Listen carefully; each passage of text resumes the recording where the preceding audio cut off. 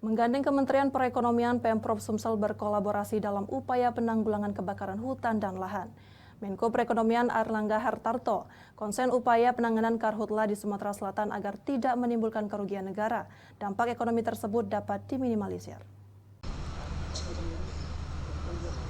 Musim kemarau telah tiba. Gabungan Satuan Tugas Kebakaran Hutan dan Lahan yang terdiri dari instansi pemerintah, TNI, Polri, Ormas, Peduli Api, dan mahasiswa di Provinsi Sumatera Selatan melakukan apel kesiapsiagaan penanggulangan karhutla di Provinsi Sumatera Selatan. Apel gabungan tersebut dipimpin langsung Menteri Koordinator Perekonomian Airlangga Hartarto di halaman Istana Gubernur Sumatera Selatan Kriya Agung Palembang Sabtu siang kemarin.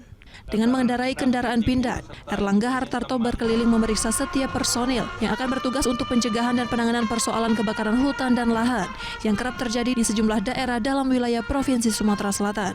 Dampak ekonomi akibat kebakaran hutan dan lahan di wilayah Sumatera yang menimbulkan kerugian negara hingga mencapai ratusan miliar rupiah, membuat Menko Perekonomian turun gunung dan berkolaborasi dengan Pemprov Sumsel untuk memberikan arahan agar persoalan tersebut dapat ditangani dan diminimalisir.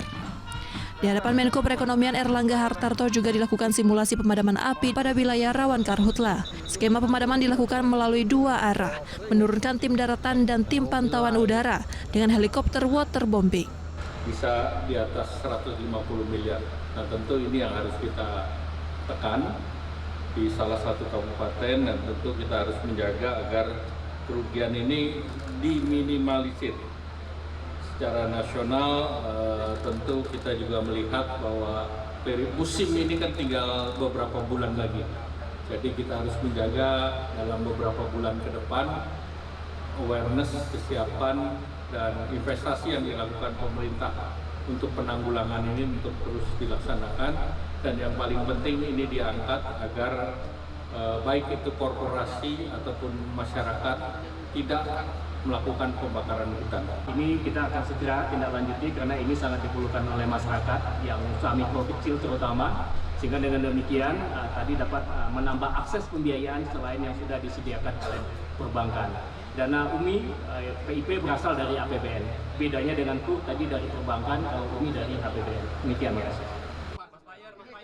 Tidak hanya pasukan petugas karhutla, sejumlah alat pencegahan karhutla pun dilakukan peninjauan langsung oleh Kalaksa BPBD Sumsel Iqbal Ali Syahbana bersama Danrem 044 Garuda Dempo Brigjen TNI Muhammad Thohir. Sejumlah alat dipastikan berfungsi dengan baik sebelum dipergunakan atau diturunkan ke lapangan dalam upaya penanganan kebakaran hutan dan lahan di wilayah Sumatera Selatan. Dari Palembang, Muhammad Riza Fahlevi, iNews melaporkan.